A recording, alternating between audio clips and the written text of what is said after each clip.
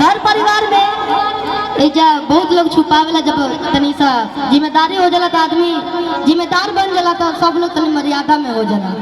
और सपना सखी नमस्कार, सबके वेलकम बा। केहू जब समय हो जाला लड़का फैका हो जाला तो केहू छुपावेला, केहू बतावेला, केहू मन मार के बैठल रहेला, लेकिन झगड़ा लड़ाई तो होत रहेला, बुढ़ापो में होला। औरतिया अपना पति से परेशान बड़ी कहा तरीका से। तन्नू जी आप आ जाइए प्लीज। आप हाँ मैं आप दोनों श्रुति जी आप भी आ जाइए, आ जाइए। तन कुछ लाल पियर होके के चाहिए। किशन कन्हैया हाय हाय बाके बिहारी ए जीजा का हो जीजा।